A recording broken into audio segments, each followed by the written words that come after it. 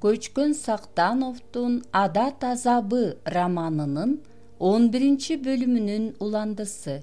Окуп аудиолоштурган Жылдыз Турсунбаевна. Кончой Халиловду Асылбаш Чалов төр үстөлүнөн туруп келип тосуп алды. Райисполкомдун төрагасы, ошондой эле 2 жана 3 секретарь Чаловдун кабинетинде экен. «Кана, мырза, сүйлөй бер анда», деди Чалов. Болгон окуяны Кончой башынан аягына дээре так жана кыска айтып берди. Отургандар айрыкча жакында эле ушул районго келген райкомдун 3 секретары, нары копол, нары түркөйрөөк көрүнгөн бу Кончой деген неме ишинен сөзүнөн иши төп келип, татаал ишти мынчалык жөнөкөй бүтүрүп, жөнөкөй айтып бере аларын ал ойлогон эмес эле. Кээде бөркү ал десе баш алып ийген эле болбосо, өз ишине кыйын деп ойлоду. Райисполкомдун төрагасы өткөндө борбордон келген журналистти зордоп чөпкө айдап алганын эстеп. Асылбаш Чалов Кончойдун сөзүн башынан аягына чейин бузбай, аны жактыра тиктеп, аябай муюп укту. Анан ушул маселе боюнча кеңири сүйлөп аягында «Кончой Халиловичтин азыркы сөзүнө байланыштуу 2 пикирим бар», деди. Биринчиси, Жолдош Халиловдун бул ишин жогору баалап, акчалай сыйлык жана быйылкы жылдын эсебинен курортко путевка берсек. Экинчиси, табылган каражатты райондун кайсыл тармагына жумшасак. Отургандардын ар кими ар башка пикир айтышты. Пикирлери бири-бирине анча жага бербеди. Акырында Чалов сөз алып, «Менин пикирим мындай», деди. «Бул каражатка так ошол Ташбалтаев туулуп өскөн айылга мектеп салып, Дыйкандар орто мектеби деп атап койсок». Отургандар копшоло ийин күйшөп таң калышты. Бул эмнеси? Ташбалтаевдин элдин чөнтөгүнөн уурдап алган акчасына кайра анын айылына мектеп курабы? Чалов 2 ууртун кулагына жеткире жылмайып, «Бул пикир силерге же жакпай турат, же түшүнбөй калдыңар. Менин оюмча, элдин бешенетерин өзүмдүк кылып алган Ташбалтаевдин каражатына дал өзүнүн туулуп өскөн айылына мектеп куруп, Дыйкандар орто мектеби деп атап койсок, анын көзү өтүп кетсе да, ага жана ага окшогондорго жаза болот. Катуу жаза болгондо да элдик жаза болот. Бул мектеп баягы Ташбалтаев уурдаган акчага салынган деп эл айта жүрөт. Кийинкилерге сабак болот. Кандай дейсиңер?» Баары бир ооздон туура көрүшүп, чын эле ушинтиш керек деп кубаттап кетишти. Анда бул маселени бүттүк. Алар чыгаары менен сыртта күтүп турган Кыпчак кирди. «Ишиңиз кандай жүрүп атат?» деп ажарлуу жылмайды Чалов. «Рахмат, жаман эмес. Материал чогултууга дагы кандай шарт керек?» «Баары жайында. Бу жерде болууга дагы 2 күн убактым бар. Ушуга байланыштуу бир маселе боюнча өзүңүзгө кайрылып калдым. Айтыңыз». Бир кездеги арткы район баардык көрсөткүчтөр боюнча азыр алдыга чыгыптыр. Ошон үчүн бир эле чарба эмес, бүт район боюнча жазайын деп атам. Чарба жана маданият боюнча бүт маалымат алдым. Эми ушу ички иштер бөлүмүнөн жазууга кимди ылайык көрөр элеңиз?» «Иштин дал үстүнөн чыктыңыз», деди Чалов. «Азыр эле райондук ички иштер бөлүмүнүн кызматкери Кончой Халилов ушул жерде болуп кетти. Мына ушул жөнүндө жазыңыз. Көптөн бери иштейт. Жакында эле алдым жуттум 2 кишинин ишин ашкереледи. Деги анын иштеген иши жана өмүр жолу сизге өтө кызык материал болуп бере алат». Кыпчакты коштоп жүргөн пропаганда бөлүмүнүн башчысы Кончойдун кабинетине киргенде, ал ордунан элпек туруп, озунуп кол сунду.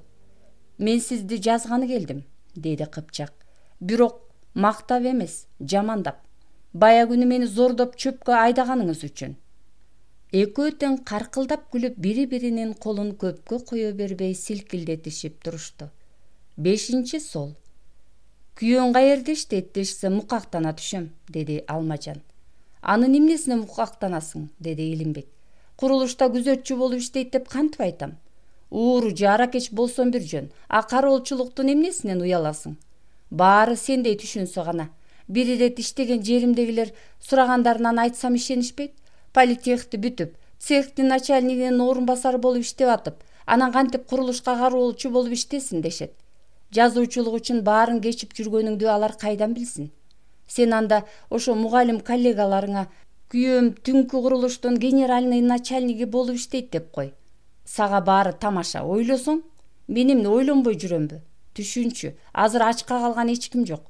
Мага эң негизгиси убакыт, жазуу керек. Сенин жазгандарыңды чыгарбай жатышпайбы? Жакында декретке чыксам, сенин 80 сомуң менен кантип жашайбыз? Жашайбыз. Бир бөлкө нан 20, 1 кило картошка 18 тыйын болгон учур. Анын үстүнө тебелеп тепсеп кийип ичкен кишилер жарытып иш бүтүрбөйт. Максатыма жетиш үчүн азырынча жарды жашашым керек. Баш аягы 5 жыл. Ага чейин Адамил Лолоев чыгат. Анын артынан азыркы жазып аткан романым, пьесам, сценариим. Көрөсүң, Алмаш, баары жакшы болот. Азыр кароолчунун аялы болсоң, кийин белгилүү жазуучунун аялы болосуң. Муну сен экөөбүз таанышкандан бери айтып келатасың. Андан бери канча жыл өттү. Белгилүү жазуучунун эмес, кайра кароолчунун аялы болуп калдым. Илимбек Алмажандын бетинен жыттады. Элдин акын деген паракордун кундуз жака ойсеке аялы болгончо, эл кызматында жүрүп өпчап жашаган максаттуу адамдын акылдуу аялы болгонуңа сыймыктанам. Алмажан аны аябай тиктеди. Ай байкушум-ай, Айтматовго берген бакыттын кичинекей эле бир үлүшүн Кудай сага эмнеге бербейт? Кудай жөн эле бере бербейт, иштеш керек. Айтматовго мындай даңк жөн эле келе койду дейсиңби? Ал калеми менен өмүр бою жер казган киши. Айтчы, өзүңдү бактылуу сезесиңби? Жанымда сен, колумда калемим турса, мага башка бакыттын кереги жок. Кана, жүр анда. Илимбек жумасына 2 рет курулуш аянтын күзөтө турган. Жалгыз калгандан корком деп дайыма аялы Илимбек менен түнкү күзөткө бирге келип, курулуш четиндеги жыгач кепе ичиндеги таза шейшептелген жыгач керебетте үйдөгүдөй уктап, же китеп окуп, Илимбек курулуш күзөткөнчө таң атканча жазчу. Мына бүгүн да экөө театрга баратышкансып, жарашыктуу кийинип алып, кечке маал курулуш четиндеги жыгач кепеге келишти.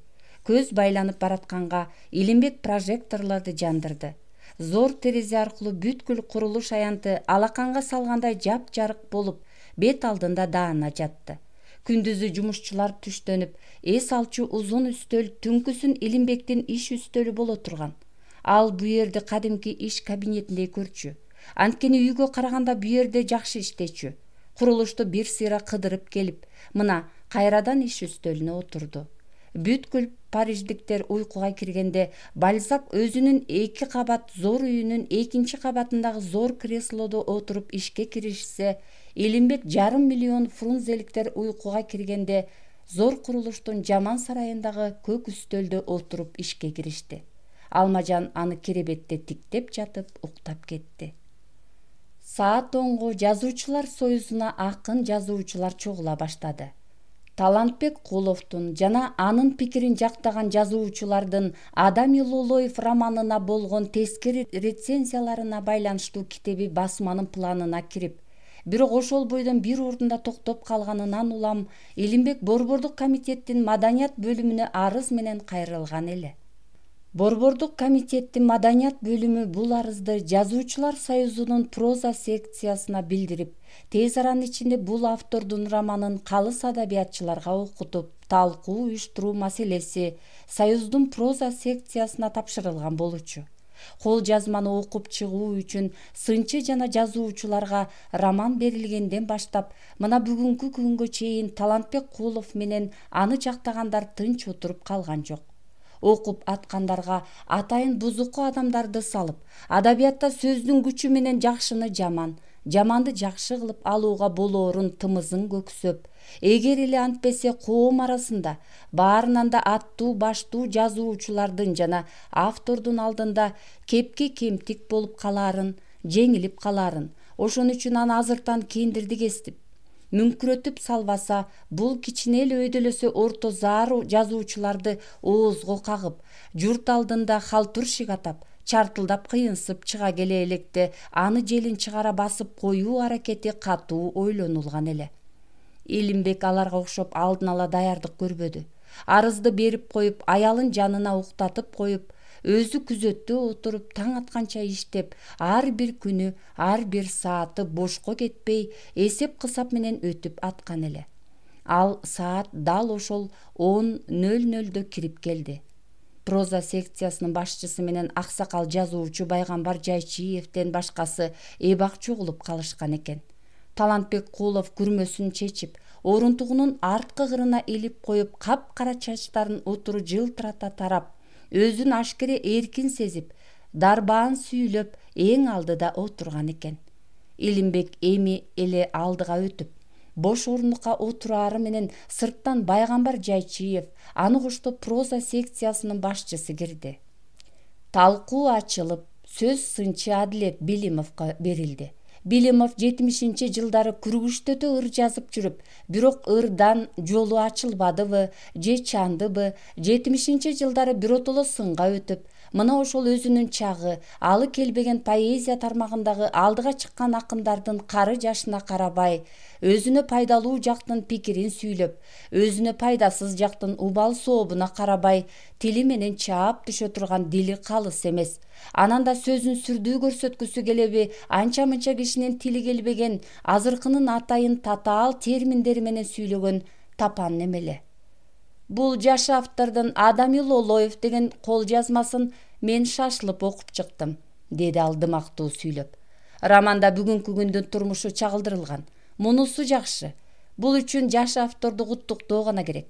Бирок автор чыгармасында аберрациялык кыялга жеңдирип, профессионалдык дилетантизмге көбүрөөк жол берип, эпикурдук сезим ырахатын баарынан жогору коюп алган. Сезим ал сезим, а турмуш башка. Чыгармага болгон мындай мамилени болгондо да бүгүнкү, азыркы мамилени мен априордук иллюзия гана дээр элем. Романдын башкы каармы Адами Лолоев деген ким? Бүгүнкүнүн типтүү каарманы деп айта алабызбы? Албетте, ал биздин бүгүнкү өнүп өскөн турмушубуздагы кээ бир көрүнүштөргө ал кимдир бирөөлөрчө далдоого жашынып алып, башка бирөөнүн аракети аркылуу алар менен күрөшкө чыкпай, күнүмдүк көрү-окаттан жогору туруп, өз сөзү, өз жүзү менен ачык күрөшкө чыгат. Өзү сыяктуу антиподдордун аз экенинен, тагыраак айтканда алардын күрөшкө ачык чыкпаганынан улам Лолоев жалгыз калат. Автордун көп кемчилигинин бир кемчилиги мына ушул жерде. Эмне үчүн советтик адам күрөштүн орто жеринде тизе бүгүп берүүгө тийиш? Бу жерде автор түзмө-түз советтик адамга шек келтирет. Демек каармандын эмес, автордун өзүнүн рухи семантикалык, аксиологиялык потенциясы начар. Бул бир дейли. Экинчиси, автор өтө эле сыйгалак, тапан сөздөргө, адабияттын термини менен айтканда аллитерацияга көбүрөөк шыктанып, ушундан улам чыгарманын гносеологиялык ырааты жасалмалуулукка айланса, автордун теориялык жактан али борпоң экенинен улам интеллектуалдык эстетикалык индуализмден жогору чыга албай калган.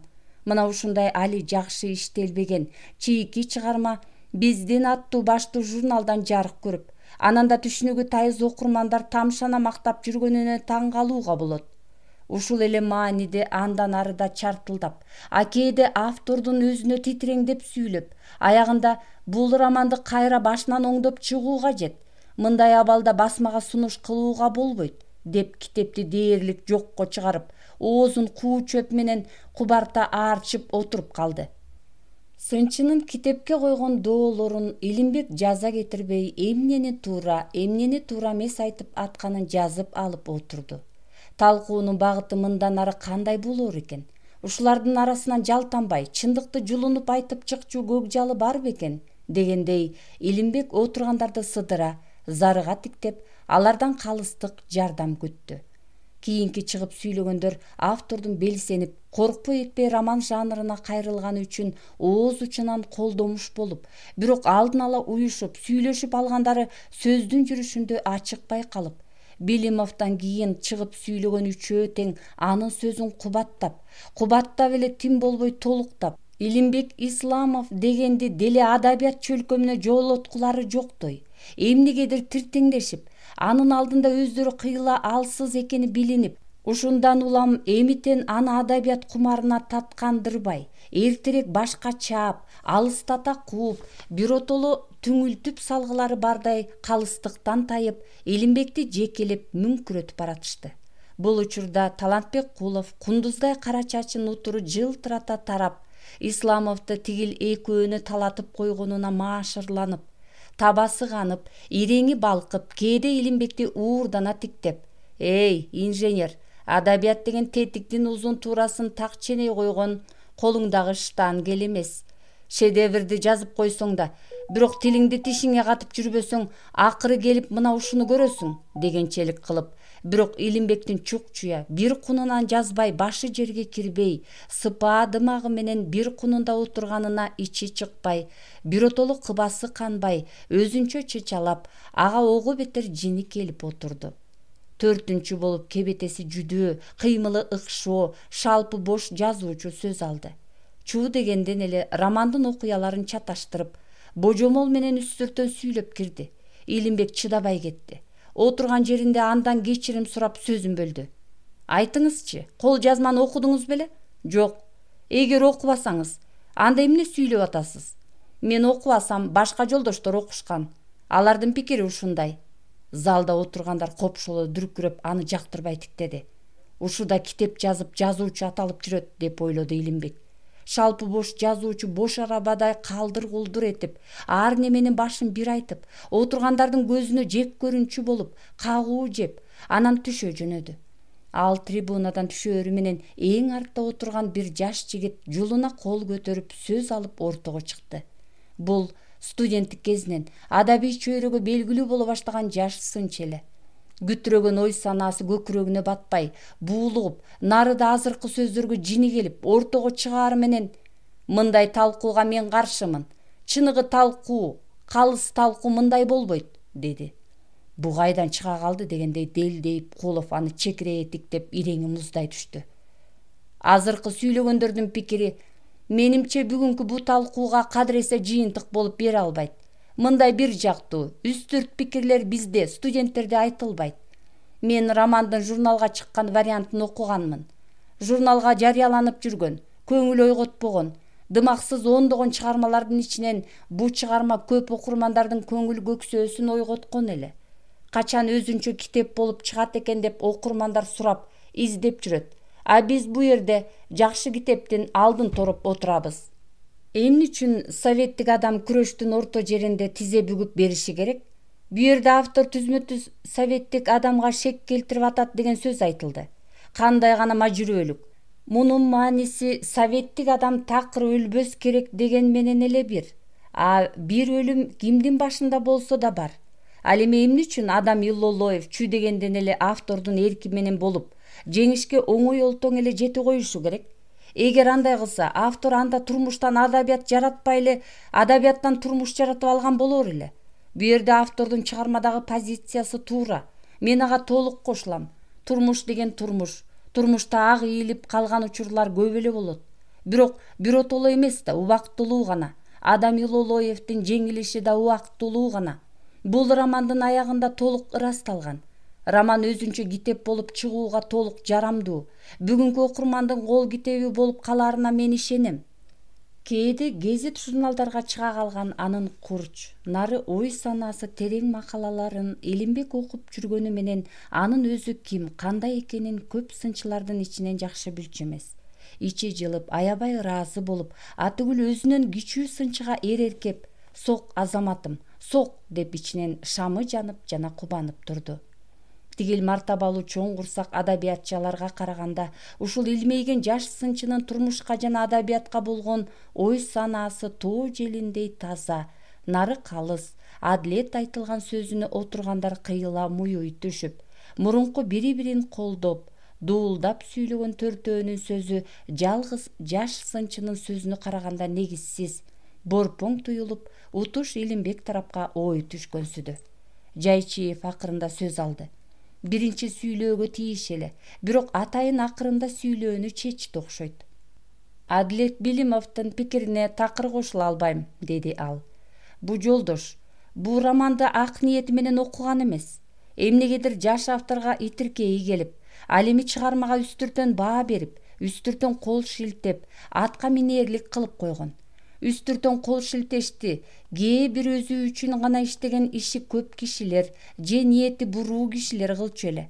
А бу Билимовдун жаш авторго болгон мындай дымагы мени таң калтырып отурат. Деги сынчы болобу, акылман болобу, жазуучуга же устага өз оюн таңуулоо келише бербейт. Уста жасаган буюмун оң толгонуп ойлонгон. А сынчы камчысын сүйрөп келе калып эле, бу сен жасаган орок эмне үчүн ийри? Түз жасабайсыңбы деп отурса эмне болот? Сынчы акыры ошол устанын же жазуучунун кылган буюмун, ага салган көркүн баамдаса, максатын билсе, анан ошол максатына жеткенби же жетпегенби, ошол жагына акылы жетсе, анан баа берсе. Эгер эле Жолдош Билимовдун дымагы ошончо күчтүү болсо, өз көңүлүнө туура келгенди өзү жазып, бизге көрсөтпөйбү? Мындан бир нече жыл илгери жаш жазуучулардын пленумунда бир адабиятчы чыгып сүйлөп, сөзүндө прозадан же поэзиядан болсун алдыга бөлүнүп чыккан азыр бир да акын же жазуучу жок деп оозун куу чөп менен кубарта арчып, отургандарды көз көрүүнү аябай сумсайтып түшүп кеткен эле.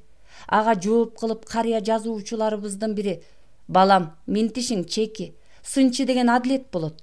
Бир сынчы болгон экен. Көл жээгинде туруп, көлдүн бир жээгинен экинчи жээгине сүзүп өткөн бирөөнү сындап. Антип сүзбөй минтип сүз. Антип өтпөй минтип өт. Бу сүзгөнүң жарабайт» деп тигини сумсайтып коет. Бирок эл деген эл да. Бир шылууну: «Анда сынчым өзүң өтүп көр» деп сынчынын шымын шыпырып көлгө кое берет. Сынчы ошондо 10 кадам араң сүзүп барып, андан ары бара албай, тизесин титирете жээкке чыга качкан экен. Ошондон кийин аны эл жек көрүп калат. «Сен да ошондой болуп, элдин кебине кемтик болуп калба» деген эле. Ушул эле сөз мына бүгүн бизге да тиешелүү. Ошон үчүн Кулов менен Билимовду дагы чычалатып коеюн. Илимбек Исламов кыргыз адабиятынын келечек жүгүн көтөрө турган жаштардын бири. Мунун чыгармачылык дүрмөтү дагы көп ишенбеген кишилерди ишендирет. Талкуунун аягы 4-3 эсеби менен бүттү.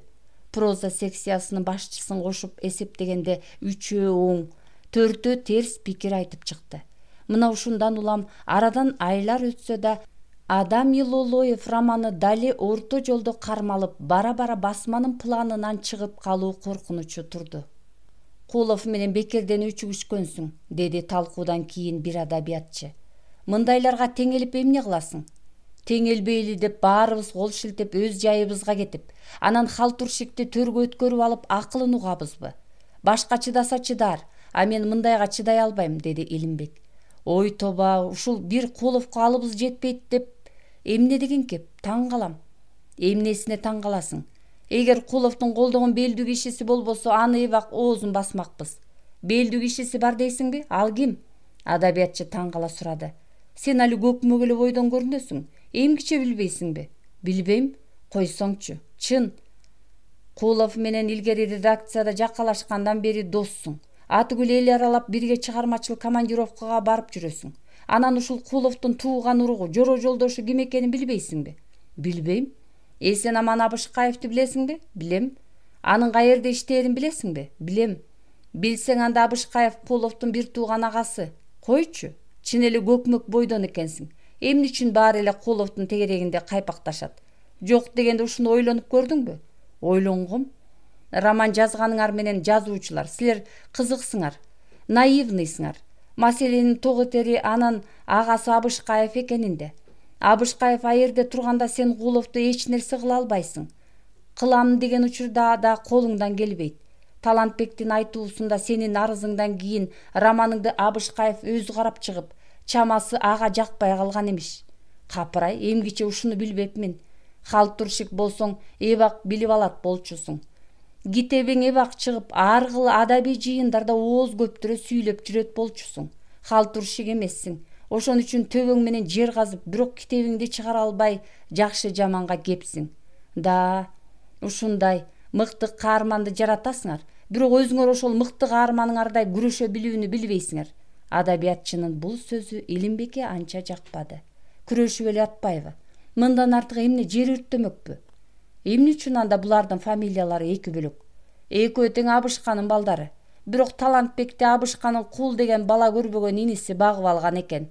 Ушуну билип алышың керек эле. Көп аралашпасам кайдан билем? Анын үстүнө кантип эле ушул Эсен Аман Абышкаевдей элге кадыр барктуу киши Куловду эси жок инисин колдосун, анын сөзүнө кирсин.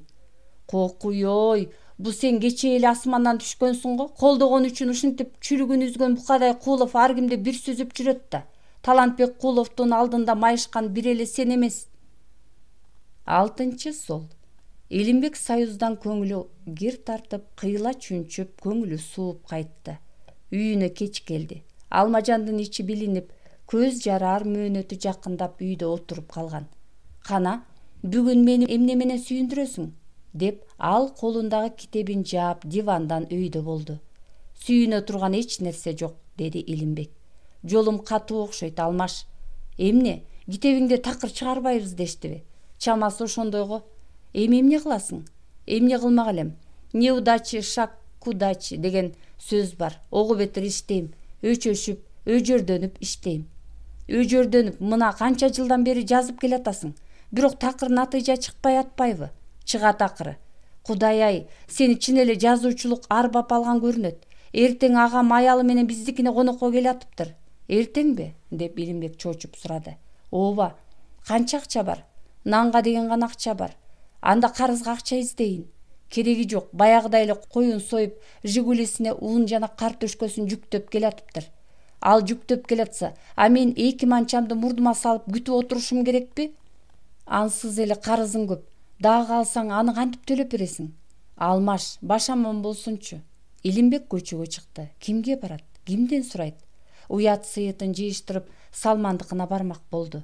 Эшигинин алдына келип буйдала түшүп, анан зор эшиктин үстүндөгү коңгуроонун топчусун басты. Каалга ичинен шырк ачылып, секелек кыздын төгөрөк көздөрү көрүндү. Чоң атаң үйдөбү? Үйдө. Илимбек кыздын артынан кирип, зор короонун аркы четинде желбегейленип ары бери басып жүргөн Салман карыяны көрдү.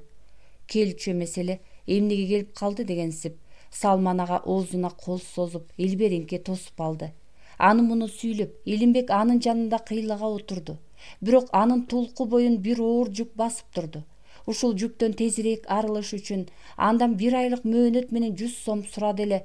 Салман карыя желбегей күрмөсүн оңдоно ийнине тартып, кулагын кашый.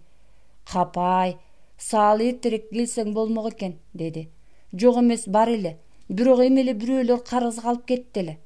Үстүндөгү оор жүккө дагы ошончо жүк кошулуп, ичинен саал шылкыя түштү Илимбек. Бирок бар менен жокту эч жүзүнөн билдирбөөнү мурунтан адат кылып, ошого өзүн көндүрүп алганга сыртынан эч нерсе билдирбеди. Салман карыянын чай ич дегенине болбой короодон чыкты. Салман карыянын алыш беришке мамилеси жогураак экенин мурун кулагы чалган эле. Келбейт эле. Бирок айласы жогунан келбедиби? Кылычы ташка урулгандай мокоп, ээн кыябанда эми кимге барыш керек экенин ойлоп келатты. Апасынын сөзү эсине түштү. Кээде шаарга келе калганда түн ортосунда ойгонуп кетип, ашканада жарык күйүп турганын көрүп, жарыктан жазгана башым тырмана баш багып, олдо кагылайыным айы. Жок дегенде элдей өз маалында уктап эс алсаңчы. Бул жазуучулук сени дубалап алган го. Же бир бүгүнкү жазганың эртең нан болуп берсе гана, деген сөзү кулагына келди. Эми кайда барат? Конок эртең келсе, бүгүн жерден чукулуп болсо да акча таап коюу керек. Анан калса кайнагасы бир туугандан артык киши. Марттыгы ушунчалык, ичине ээр токуму менен ат батчудай киши. Жигит алныкына келди. Молдоев бир кызына чай ташытып ичип, экинчи кызына чолок бутун укалатып, өзү анча-мынча кишинин тиши өтпөгөн философиялык ар кыл китептерден конспектлеп окуп иш кабинетинде отуруптур. Илимбекти көрө коюп турмакка убдулду. Бирок Илимбек аны тургуза койбой кол берип, бош креслого көчүп койду. Аялы багда кире калып, Илимбектин ал жайын төгүлө сурап, анан дароо алдына ысык чай кое салды. 4 кызы биринен бири өтүп, үй ишин колдон алып калышыптыр. Арген Рамазанович кандай? Деди Илимбек акча сурап келгенин айтып жеңилдей түшкөндөн кийин. Иштери жакшыбы? Дурус, иштеп атат. Оорукчал болуп калды дейт го. Ал да мендей кээде ооруй калып жүрөт. Ушунун баары уулунун өлүмүнөн улам го. Ким тарабынан болгону табылдыбы? Жок. Биздеги адабий чөйрөдөгү талаш тартыш силерде да бар окшойт. Биз эмне илимпоздор жазуучулардан мурунураак тоодон түшүп келип, галстук байланып интеллигент болду дейсиңби? Баарыбыз эле тоодон бир учурда түшкөнбүз. Ошон үчүн чатагыбыз менен каталыгыбыз окшош. Биздин илимпоздордо да сендей эле акча сурагандар бар. Сага кечиримдүү, классик болом деп 80 сом менен күзөтчү болуп жүрүп жатасың. Өкмөт азыр каерде болбосун айлыкты кыйла жогорулатып койгончак. Орто окумуштуулар сенин жумушчуларыңдай эле бери дегенде 2-3 жүздү алат. Бирок карыздан баш үзүлбөйт. Эмне үчүн? Себеби эле үнөм менен жашоону билбейбиз. Конок чакырсак сөзсүз кой союшубуз керек, баш тартышыбыз керек, арак эмес коньякты жайнатышыбыз керек. Анан да жакшылык, жаманчылык деген өздөрүнчө ынтымактар канча. Ушундан улам карыз алып, карыз бергендер арабызда көп. Ушундан улам убадасына турбагандар көп. Мисалы, алыс барбай эле ошол сенин Салман карыяңды алалы. Өзүң айткандай ушул чарбачыл карыяда акча жокпу? Бар. Бирок ал эч кимге эч качан карыз бербейм деп өзүнө шерт берип койгон дейт. Эмне үчүн? Себеби карыз алгандар кайра ага бербейт имиш. Бир ирет бирөөгө 400 сом берсе такыр бербей коюптур. 3 жылдан кийин акырын сураса, ушу сизге акча жетишпейби деп кайра аны уят кылыптыр дейт. Эч кимге карыз бербейм деп шерт бергени дагы бир окуядан кийин болуптур. Бир ирет үйүндө отурса, өзүнүн районунан бир жигит келип, ушул шаарда жашап, шаарда иштеп атканын айтып, өзүн тааныштырып, анан агам өлүп телеграмма келиптир. 1 айлык мөөнөт менен 500 берип туруңуз деп аябай зарыгып келет. Агасы өлүп атса кантип жардам кылбайсың? Атайы кассага ээрчитип келип 500 сом колуна берет. 1 ай эмес 1 жыл өтөт. Бирок тиги жигиттен такыр кабар жок болуп кетет. Кийин Салман сурамжылап көрсө, тигинин агасы өлбөй эле ага калп айтып барган болот. Шаардан кетип, башка бир райондогу мектепте мугалим болуп иштеп атканын билет. Баарынан да аны алдап кеткени Салманды аябай жиндентет. Районунун башчысына башка бирөөлөр аркылуу байланышып, анын атынан өндүрүп алат. Мына ошондон 1 ай өтпөй тигили карыз алган жигит коюнуна бычак салып, мас болуп алып Салмандыкына келет. Келип мени районунун башчысына шерменде кылдың деп аны аз эле жерден союп сала жаздайт. Салман үйүнө кирип, ичинен илип албаса, тиги кызуу неме союп салмак экен. Ошондон кийин эч кимге карыз бербей калыптыр. Карыз сураган кишини көрсө ат чабым качат дейт. Аны билбегендер Салман аябай тырыш, аябай битир деп сөз таратып ийиптир. Ошентип көлдөй киши битир аталды да калды. Өзүң билесиң, Салман жакшы киши. Бирок өзүнө шерт берип койгондон кийин ошол шертине бекем туруп жүрсө керек. Кана, канча керек сага? 100 сом. Багда ашканасынан кирди. Илимбекке 100 сом таап бер. Өзүңдө болбосо коңшулардан болсо да таап бер. Молдоевдикинен Илимбек кубанып кайтты. Эртеси кечке маал Жигулисин шатырата айдап, аялын жанына отургузуп кайнагасы келип түштү. Кайнагасы жүзүнөн нуру тамган, эки таноосунан эки араба өтчүдөй болуп, сүйлөгөндө дердеңдеп, көздөрү жайнап турган шайдоот киши. Айылда башкы агроном. Ал эми аялы серпөөлөнүп басып, чоюлуп сүйлөп, өзгө да өңгөгө да нары ажардуу, нары акылдуу сезилгени менен бирок күйөөсүн эч кимге билгизбей, көргөзбөй акырындап жеген аябай кызганчаак неме. Кайнагасы 2 чыпта картөшкө, 1 чыпта ун жана жарым койдун этин машинесинен алып чыгып, бапыраңдай ичкери кирди. Кана, каерге коелу? Илимбек Алмажан экөө үстөл үстүнө дастуркон жайнатып, аларды күтүп отурушкан эле. Ичмек жемек ортолоп, бака-шака күчөп калган кезде Алмажан: "Айтыңызчы, Илимбек мени укпаса да сизди угар" деди. "Эмнени укпай атат?" "Мени укпай аябай жакшы ишин таштап кетти." "Иш табылат" деди агасы таноолорун дердеңдетип. "Бирок талант табылбайт. Күйөөң кара болчу экен деп кимдир бирөөлөр жакшы сыйын, жакшы ашын силерге бербей эле койсун. Аштыкты өзүм жеткирип турам. Мен билгенде мына 10 жылга жакын жазып жүрөт" деди Алмажан. "Бирок эмгиче эч надыйча болбоду го. Жеңим айткан баягыл пансионаттын директорлугуна барып алсам эмне? Жаман болмок беле." "Кап десең кагылайын" деп жеңеси чоюла аны колдоду. "Иши менен жүрүп биз көпкө келе албай калганга өзүң кыйла жүдөйө да түшүптүрсүң." Койсоңчу" деди күйөөсү. "Биз экөөбүз эмне, дароо эле малдуу жайлуу болуп кеттик беле? Баары секин. Өткөн жылы силер мени көрүп кеткенден кийин ооруканада жатсам, Ала тоо журналын колдон колго алып эле тытып окуп атышат. Буга анча деле маани берген эмесмин. Ана бир күнү ошол эле журналды бир келин ооруканада окуп жатып ыйлап атат. Бул адамды ыйлаткан кандай чыгарма болду экен деп ачып көрсөм, Илимбектин романы "Баягыл Адам Илолоев" деген. Ана мен да окуп чыкпадымбы? Эч китеп окубаган жаным бир отурушта окуп салбасмынбы? Бу менин күйөө балам болот десем ишенишпейт. Ошолор эмдигиче мени көрүшсө, күйөө балаңыздын Илолоеви китеп болуп чыктыбы? Эгер чыкса автограф жаздырып бериңиз деп ушуга чейин унутпай сурашат. Жаз, айланайын, жаз. Ар ким колунан келген ишин кылышы керек. А сенин колуңан келет. Мына мен китеп жазмак түгүл бир бет кат жаза албайм. Алмажанды укпай, мына мен ук.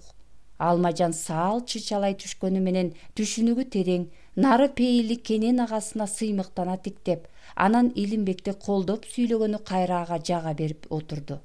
Илимбек эр жетип, айрыкча бүлө күтүп, турмушка арылаган сайын өзүнүн бир уядан жалгыз экенин өксүй сезип, кээде ичинен муңая ойго батчу. Бирок кайын журту аябай жакшы чыкты.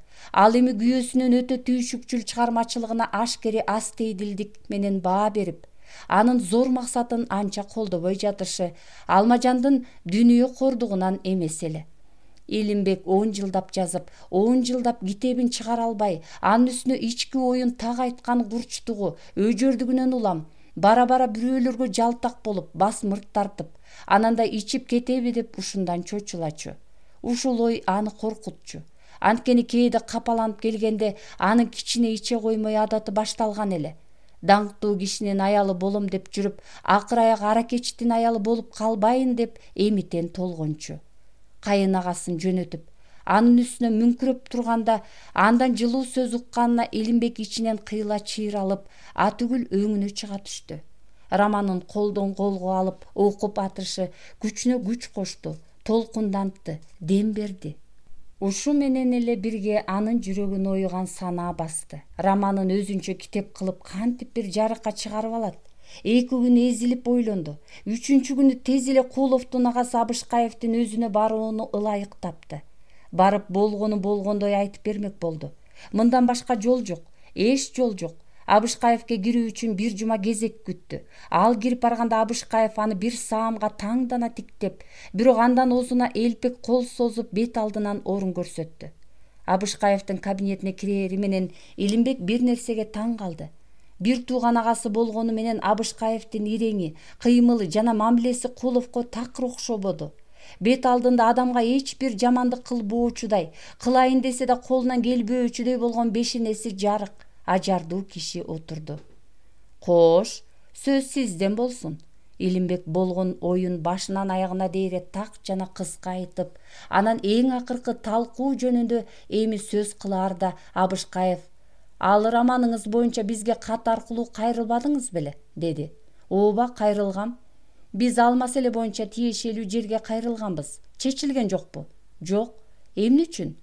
"Менин угушумча, менин кол жазмам менен сиз таанышып чыккан экенсиз. Кыязы сизге анча жакпай калган го. Ошон үчүн пикириңизди өз оозуңуздан угуп, ошол боюнча оңдоп чыгайын дедим эле." Абышкаевдин көздөрү тунжурай түштү. "Мен окуп чыкты эле деп ким айтты сизге?" "Мага эч ким айткан жок, бирок Талантбек Кулов сизди окуп чыккан деп сынчы Адилет Билимовго айтыптыр. Билимов аркылуу бүт адабиятчыларга тарап кетиптир." Абышкаевдин иреңи бузулуп, көздөрү муздап кетти. "Мен сиздин романыңызды окуган эмесмин. Окубагандан кийин окудум деп кимдир бирөөгө айтпайм да." Илимбектин көздөрү төп-төгөрөк боло маң болуп, не дээрин билбей уялып отуруп калды. "Кулов ушинтти деп сизге Билимов айттыбы?" "Жок. Ким анда?" "Тигил айтты эле" деп кантип бирөөнү жаманатты кылат? "А мүмкүн ага бул сөздү айткан баягы адабиятчы эч кимден эч нерсе укпай эле өз оюн, өз божомолун айтып койгондур. Аны сөзү менен кызуулук кылып, өзүмөн өзүм чатакка кабылып отурганымды көрчү." Абышкаев эгер Билимов менен ушул маселе аркылуу байланышса, чатак ошондо башталат. Ушакча аталып партиялык кызматкерлерге жана адабий журтчулукка жаман көрүнчү боломбу? Капырай, кайдан да бул башыма келе калды эле. Бул роман менин даңкымды чыгарбай эле кайра баркымды кетирмей болду го.